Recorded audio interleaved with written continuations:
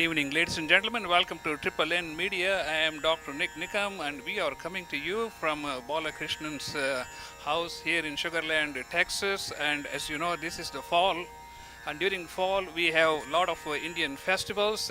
Today we are going to be witnessing Navaratri, and here with me is Rupa Balakrishnan and I'm sorry, Balakrishnan, Abhishek Balakrishnan, Rupa Balakrishnan, and we are going to be learning something about Navratri. During the fall season, we have Navratri, which will be followed by Dasara, and after that we are going to have Diwali, which is the New Year celebration. And today we are going to learn something about Navaratri. And maybe we start off with Rupa. Maybe you can tell us a little bit about the Navaratri festival. Thank you so much for doing this. Thank you so much for coming to our home to record this thing.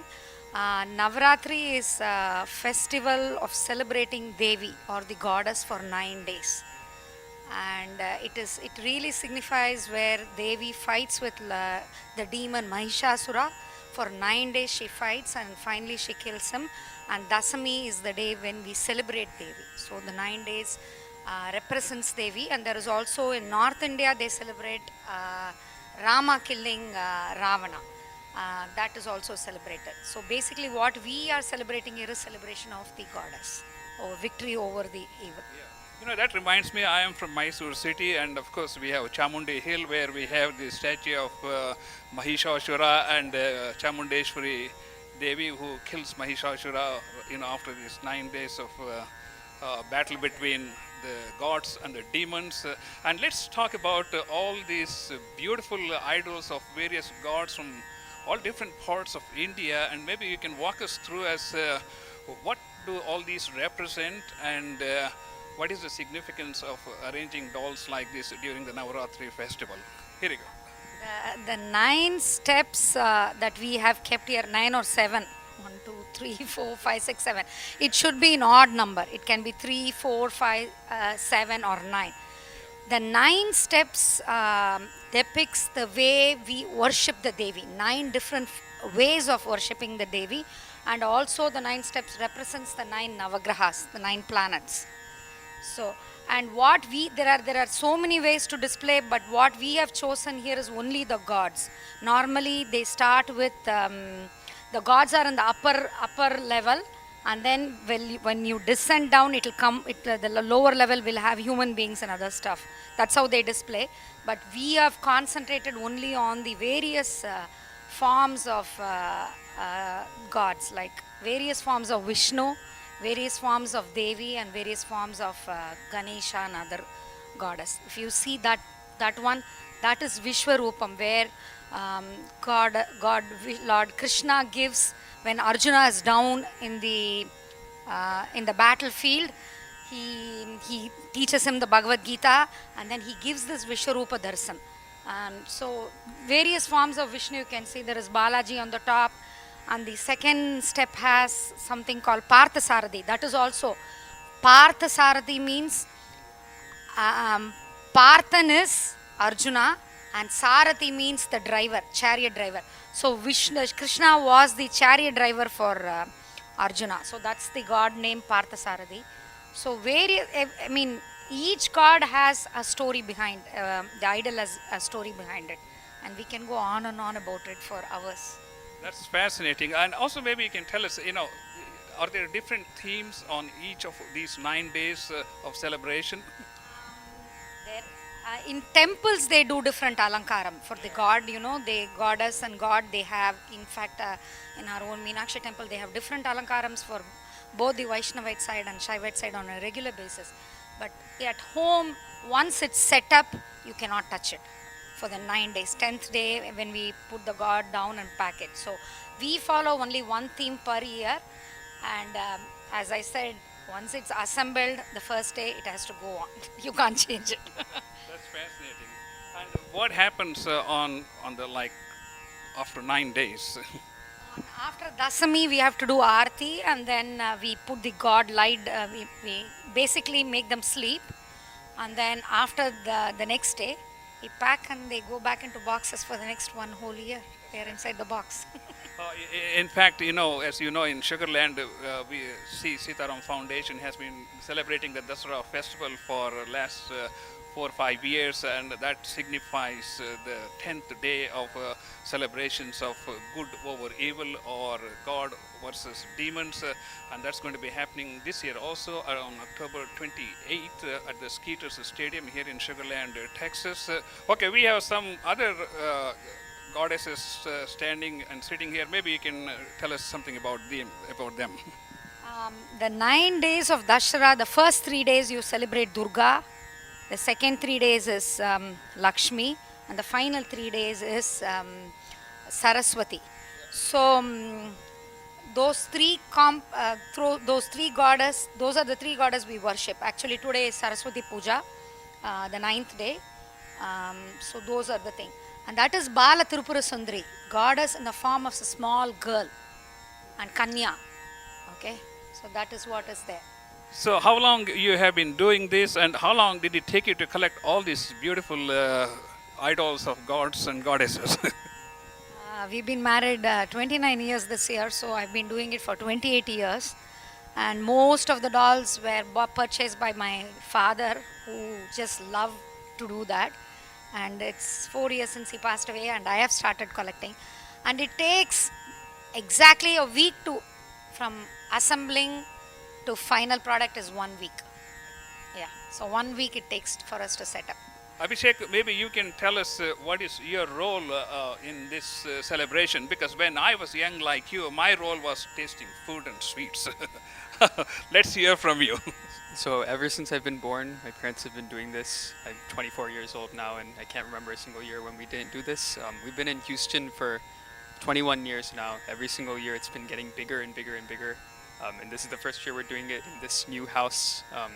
So I guess we've basically, our golu oversized the previous house, so we moved to a new house to to have it. I think that was one of the big reasons why we did move, was to have to keep doing this in a grander way. My role is, compared to my parents, I would definitely say I don't do as much, but wherever I can, I try to help out. Whether it's setting up. This year we actually did a little bit of a digital thing with it too. You may have seen it before, like a little web guide. I can show you later how that works. Otherwise, it's just setting up the music and setting up write-ups. We try to get kids involved as much as possible with the golu. So we have a little quiz that they do.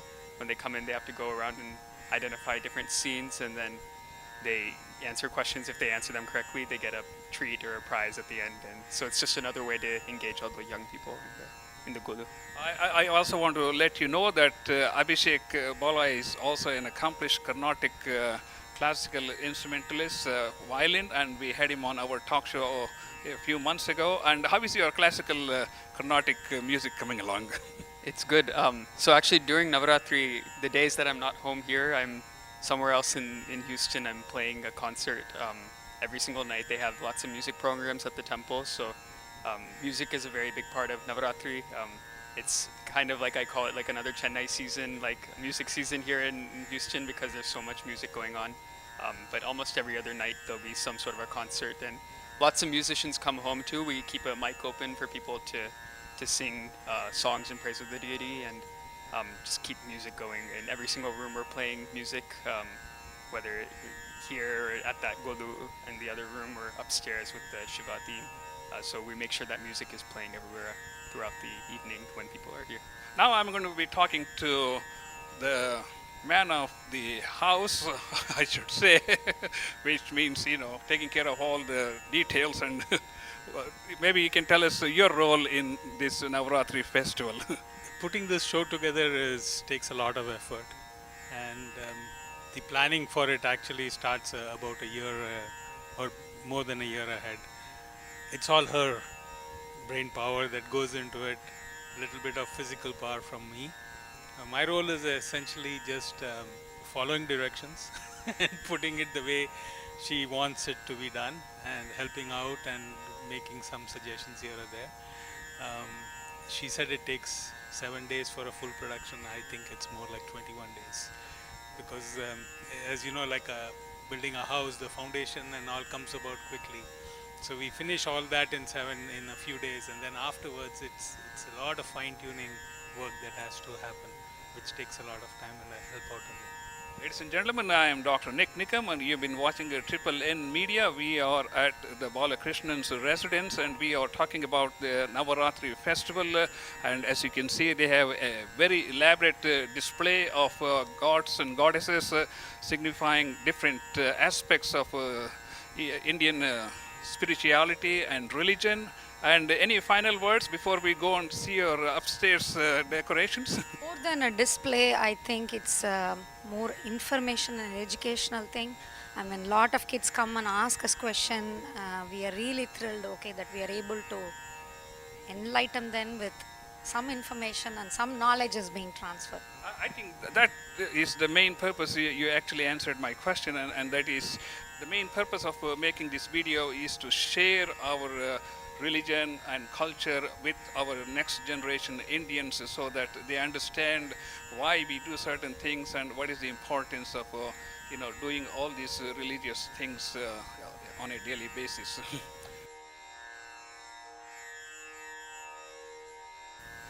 Okay, ladies and gentlemen, we are here at the Dussehra procession, and this is very near and dear to me because I come from Mysore city, and Mysore city is where Dussehra procession used to be held, and I, like Abhishek said, ever since my childhood, I have been attending Dussehra festival, and I'll let Rupa explain more about this decoration, and then I'll tell you about the story behind the Dussehra procession as I know, coming from Mysore city.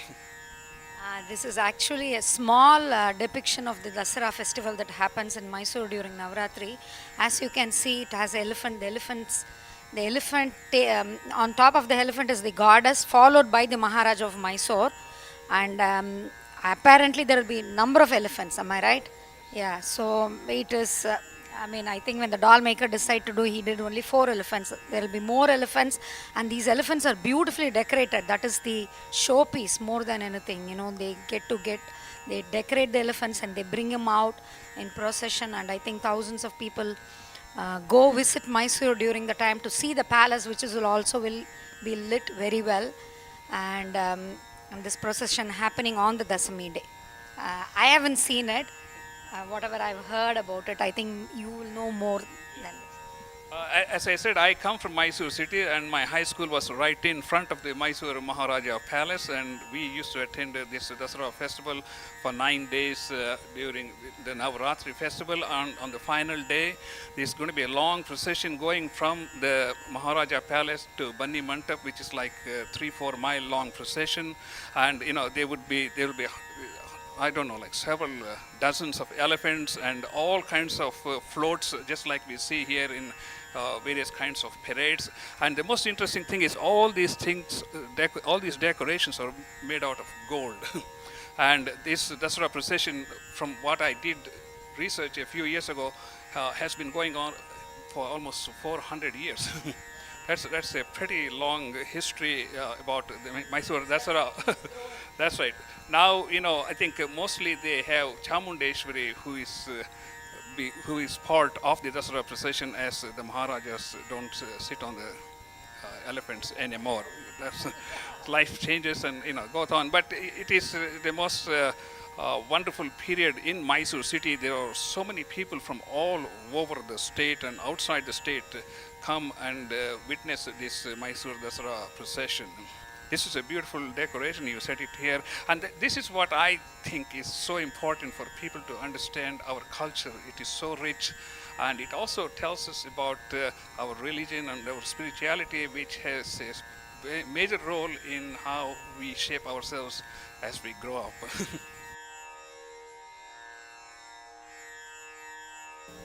Ladies and gentlemen, welcome to Triple N Media again, and we are on the first floor of the house, and we have got a lot more idols here depicting different gods, and now we're going to learn about the significance of each one of these idols and what they actually represent. And I will let Rupa take over here and Abhishek and explain each one of these as we go along.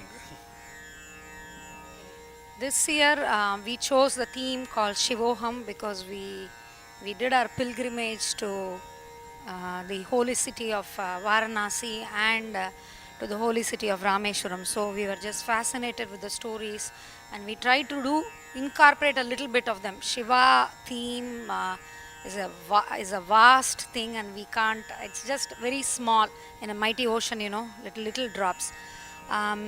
The first one here is this deity is called Anomaly and Unnamalai, and in this town called Thiruvannamalai, the presiding deity Anomaly resides, and this is one of the Panchabhuta Sthala. There are five elements, and this is where the fire element is there.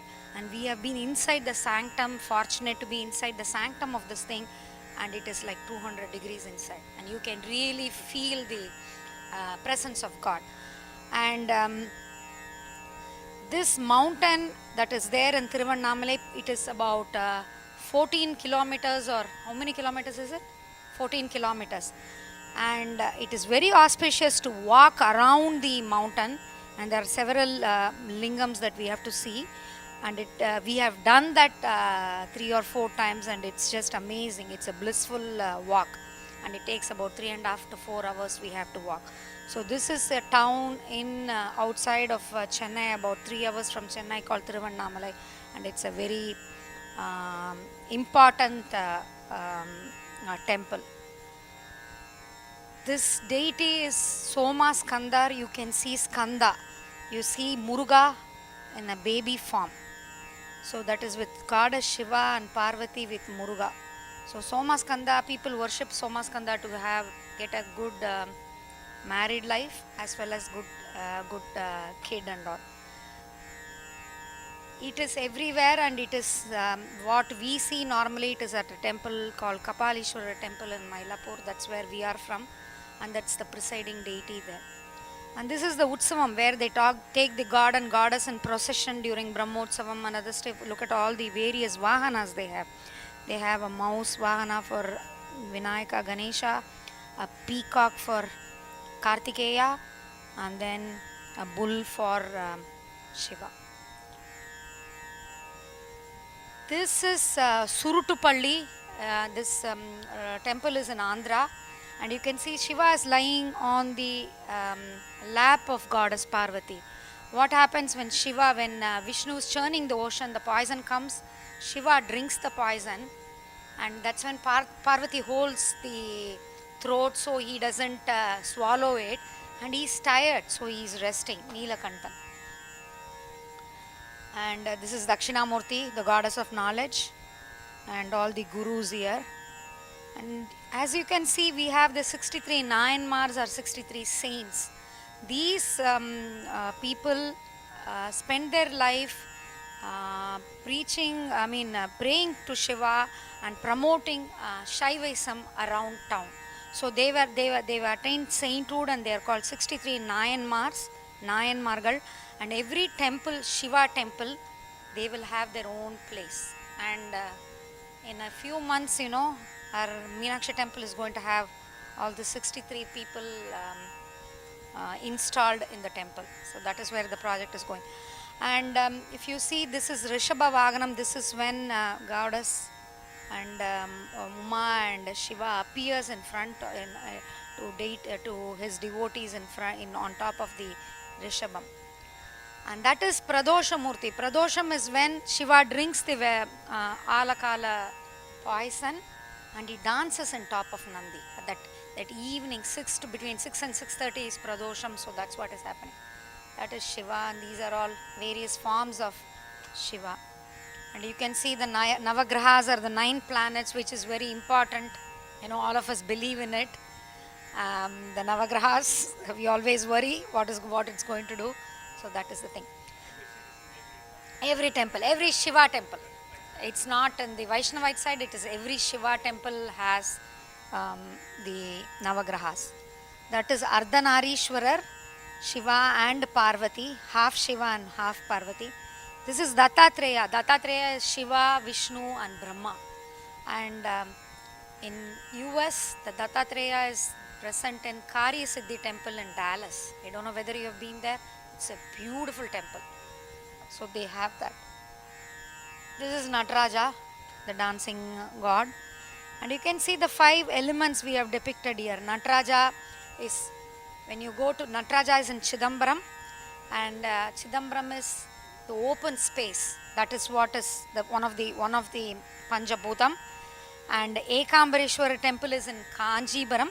That is, this idol is made out of mud. So there is no abhishekam for this idol there, because it's sand. The land is one of the 5 elements. And air is Kalahasti. This is also in Andhra Pradesh. When you go inside the sanctum, when you watch the god, there is one lamp that will be, the light will be moving. So that depicts that Shiva is in the form of air there. And Arunachaleshwar is fire, that's what we saw there. And the next one is Thiruvannamalai in Thiruvannamalai temple is water.